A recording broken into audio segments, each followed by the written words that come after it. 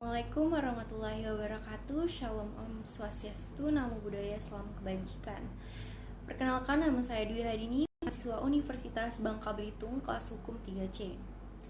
Video ini dibuat ditujukan untuk memenuhi tugas dari Ibu Bunga Permatasari SHMH selaku dosen mengajar studi hukum konstitusi dan acara MK. Materi yang akan saya sampaikan pada kali ini yaitu memaparkan muatan konstitusi dan supremasi serta perubahan konstitusi. Pembahasan pertama yaitu muatan konstitusi. Yang pertama, konstitusi sebagai general agreement, civil religion, dan hukum dasar. Basis pokoknya adalah kesepakatan umum atau persetujuan konsensus di antara mayoritas rakyat mengenai bangunan yang diidealkan berkenaan dengan negara. Organisasi negara itu diperlukan oleh warga masyarakat politik agar kepentingan mereka bersama dapat dilindungi atau dipromosikan melalui pembentukan dan penggunaan mekanisme yang disebut negara. Jika kesepakatan umum itu runtuh, maka runtuh pula legitimasi kekuasaan negara yang bersangkutan. Dan pada gilirannya, perang saudara atau civil war atau revolusi dapat terjadi. Hal ini misalnya tercermin dalam 3 peristiwa besar dalam sejarah umat manusia, yaitu revolusi penting yang terjadi di Prancis pada tahun 1789, di Amerika pada tahun 1776, dan di Rusia pada tahun 1917, ataupun yang di Indonesia pada tahun 1945, 1965, dan 1998. Konsensus yang menjamin tegaknya konstitusionalisme di zaman modern pada umumnya dipahami bersandar pada 3 elemen kesepakatan atau konsensus, yaitu yang pertama, kesepakatan tentang tujuan atau cita-cita bersama. Yang kedua, kesepakatan tentang the rule of law sebagai landasan pemerintahan atau penyelenggaraan negara. Lalu yang ketiga, tentang bentuk institusi-institusi dan prosedur-prosedur ketatanegaraan. Di Indonesia, dasar-dasar filosofis yang dimaksudkan itulah yang biasa disebut dengan Pancasila, yang berarti 5 sila atau 5 prinsip dasar untuk mencapai atau mewujudkan 4 tujuan bernegara. 5 prinsip dasar Pancasila itu mencakup sila atau prinsip. Yang pertama, ketuhanan yang Maha Esa. Lalu yang kedua itu kemanusiaan yang adil dan beradab. Yang 3, persatuan Indonesia. Yang keempat, kerakyatan yang dipimpin oleh hikmat kebijaksanaan dalam permusyawaratan atau perwakilan. Sedangkan yang kelima, keadilan sosial bagi seluruh rakyat Indonesia. Kelima sila tersebut dipakai sebagai dasar filosofis ideologis untuk mewujudkan 4 tujuan atau cita-cita ideal bernegara, yaitu yang pertama, melindungi segenap bangsa Indonesia dan seluruh tumpah darah Indonesia. Lalu yang kedua, meningkatkan kesejahteraan umum. Yang ketiga, mencerdaskan kehidupan bangsa. Dan yang keempat, ikut melaksanakan ketertiban dunia berdasarkan kemerdekaan, perdamaian yang abadi, dan keadilan sosial. Istilah the rule of law jelas berbeda dari istilah the rule by law. Dalam istilah terakhir ini, kedudukan hukum atau law digambarkan hanya sekedar bersifat instrumentalis atau alat, sedangkan kepemimpinan tetap berada di tangan orang atau manusia, yaitu the rule of man by law. Dalam pengertian demikian, hukum dapat dipandang sebagai suatu kesatuan sistem yang di puncaknya terdapat pengertian mengenai hukum dasar yang tidak lain adalah konstitusi, baik dalam arti naskah tertulis ataupun dalam arti tidak tertulis. Dari sinilah kita mengenal adanya istilah constitutional state yang merupakan salah satu ciri penting negara demokrasi modern. Karena itu, kesepakatan tentang sistem aturan sangat penting sehingga konstitusi sendiri dapat dijadikan pegangan tertinggi dalam memutuskan segala sesuatu yang harus didasarkan atas hukum. Tanpa ada konsensus semacam itu, konstitusi tidak akan berguna karena ia akan sekedar berfungsi sebagai kertas dokumen yang mati, hanya bernilai semantik dan tidak berfungsi atau tidak dapat difungsikan sebagaimana mestinya. Lalu adapun Yang kedua, muatan konstitusi. Menurut J.G. Steinbeck, terdapat 3 muatan pokok konstitusi, yaitu yang pertama adanya jaminan terhadap hak-hak asasi manusia dan warga negaranya. Yang kedua, ditetapkannya susunan ketatanegaraan suatu negara yang bersifat fundamental. Ketiga, adanya pembagian dan pembatasan tugas ketatanegaraan yang juga bersifat fundamental. Muatan konstitusi menurut Miriam Budiarjo lebih luas cakupannya daripada pendapat J.G. Steinbeck, yaitu masuknya perubahan konstitusi sebagai salah satu muatan konstitusi. Menurut M. Budiarjo sebagai berikut. Yang pertama, organisasi negara. Misalnya pembagian kekuasaan antara badan legislatif, eksekutif, dan yudikatif, pembagian kekuasaan antara pemerintah federal dan pemerintah negara bagian.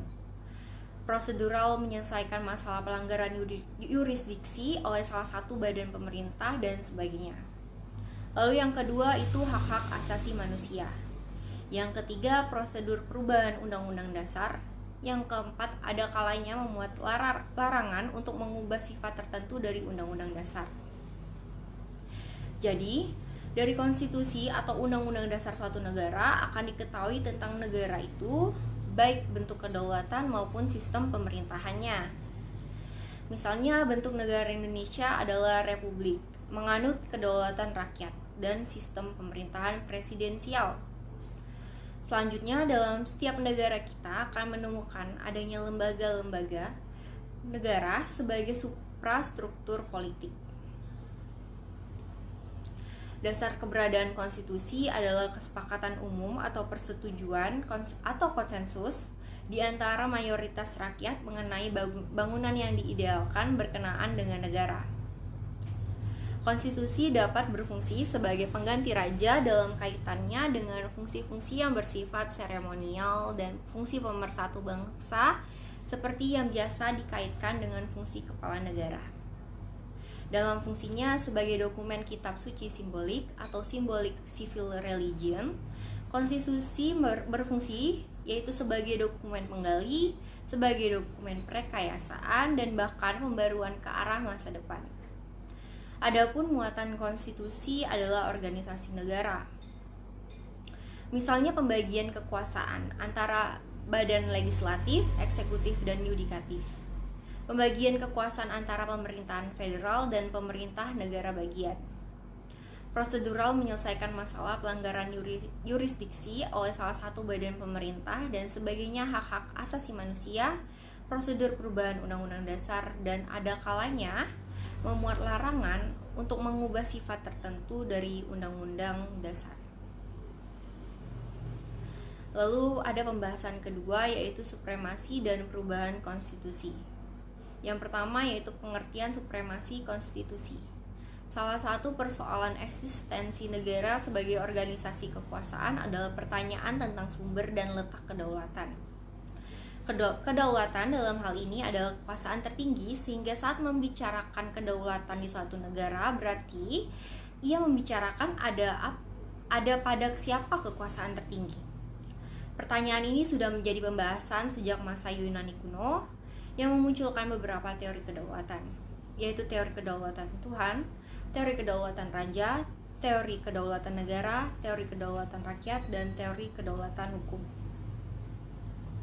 Berbagai teori kedaulatan tersebut, walaupun kemunculannya merupakan bentuk pertentangan atau reaksi antara satu dengan yang lain, namun dalam perkembangannya dapat saling melengkapi atau dianut bersama-sama. Suatu negara dapat saja mengakui kekuasaan tertinggi ada dan bersumber dari Tuhan, namun pada saat yang sama hal itu diwujudkan dalam kedaulatan negara ketika berhubungan dengan negara lain, dan menjadi teori kedaulatan hukum pada saat menata kehidupan bernegara. Indonesia misalnya dalam pembukaan mengakui kedaulatan Tuhan karena menyatakan kemerdekaan merupakan rahmat Allah. Pada saat yang sama dinyatakan kedaulatan ada di tangan rakyat, namun harus dilaksanakan sesuai aturan hukum yang berlaku.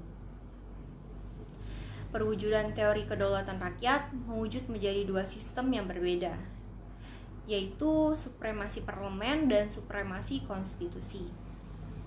Supremasi parlemen nih dilandasi oleh pemikiran bahwa manifestasi kedaulatan rakyat adalah pada pemilihan umum anggota parlemen, sehingga parlemen adalah manifestasi rakyat itu sendiri. Parlemenlah wujud pemerintahan dari, oleh, dan untuk rakyat. Oleh karena itu, parlemen merupakan lembaga tertinggi dari suatu negara, sehingga produk parlemen tidak dapat diganggu-gugat, termasuk oleh warga negaranya. Parlemen dapat membuat aturan hukum, termasuk membuat atau mengubah konstitusi dengan cara pembentukan hukum biasa. Lalu yang kedua yaitu supremasi konstitusi. Ini lahir dari pemikiran bahwa wujud perjanjian sosial tertinggi dari seluruh rakyat adalah konstitusi, sehingga memiliki kedudukan sebagai hukum tertinggi. Konstitusi harus dipatuhi dan dijalankan oleh semua organ negara, termasuk parlemen. Karena parlemen itu sendiri dibentuk oleh dan untuk melaksanakan konstitusi. Produk hukum parlemen tidak boleh bertentangan dengan konstitusi, karena hukum yang dibuat parlemen dipandang sebagai kesepakatan mayoritas warga negara, bukan seluruh warga negara. Konstitusi dibuat melalui mekanisme yang lebih memungkinkan tercapainya perjanjian seluruh warga negara, sedangkan hukum dapat dibuat hanya dengan kesepakatan mayoritas. Selain itu juga di dalam konstitusi terdapat seperangkat nilai yang dijadikan sebagai tujuan dan orientasi dalam penyelenggaraan negara. Mengingat produk hukum parlemen itu tidak boleh bertentangan dengan konstitusi, maka dibentuk mekanisme untuk membatalkan hukum yang dibentuk parlemen pada saat bertentangan dengan konstitusi. Lalu ada konstitusi dan peraturan perundang-undangan di bawah konstitusi. Konstitusi sebagai hukum tertinggi mengatur tentang prinsip dasar penyelenggaraan negara, substansi hukum dan lembaga-lembaga negara beserta kewenangannya. Ketentuan dasar dalam konstitusi dilaksanakan oleh penyelenggara negara melalui peraturan perundang-undangan di bawah konstitusi secara berjenjang. Konsekuensi sebaliknya, setiap peraturan perundang-undangan tidak boleh bertentangan dengan peraturan di atasnya hingga berpuncak pada konstitusi. Oleh karena itu, sistem peraturan perundang-undangan dalam suatu sistem hukum nasional disusun secara hierarkis. Hal ini merupakan konsekuensi dalil hierarki norma hukum yang berpuncak kepada konstitusi sebagai the supreme law of the land. Hierarki tersebut sekaligus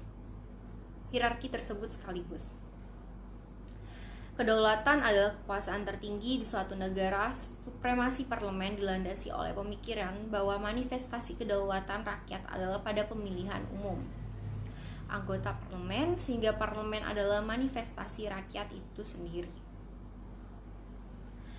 Supremasi konstitusi lahir dari pemikiran bahwa wujud perjanjian sosial tertinggi dari seluruh rakyat adalah konstitusi, sehingga memiliki kedudukan sebagai hukum tertinggi. Ketentuan pasal 1 ayat 2 Undang-Undang Dasar 1945 sesudah perubahan merupakan penegasan dianutnya supremasi konstitusi. Kedaulatan sebagai kekuasaan tertinggi yang ada di tangan rakyat harus dilaksanakan oleh dan dengan cara sebagaimana diatur di dalam konstitusi.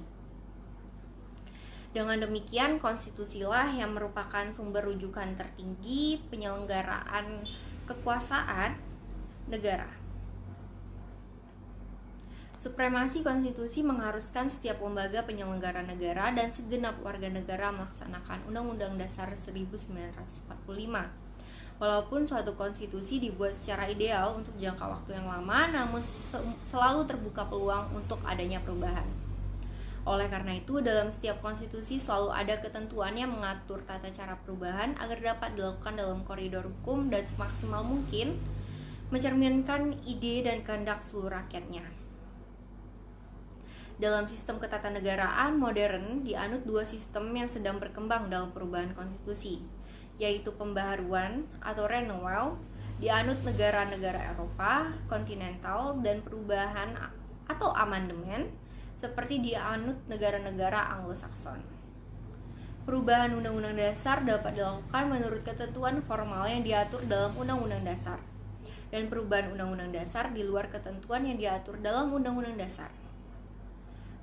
perubahan Undang-Undang Dasar 1945 tidak dapat dikatakan dilakukan 4 kali.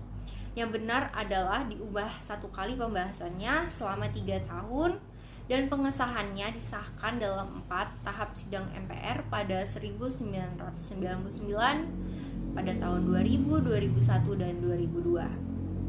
Proses yang panjang tersebut membuktikan bahwa perubahan itu dilakukan dengan cermat, dengan kesepakatan dasar yang selalu dijadikan landasan berkelanjutan dalam setiap pembahasan.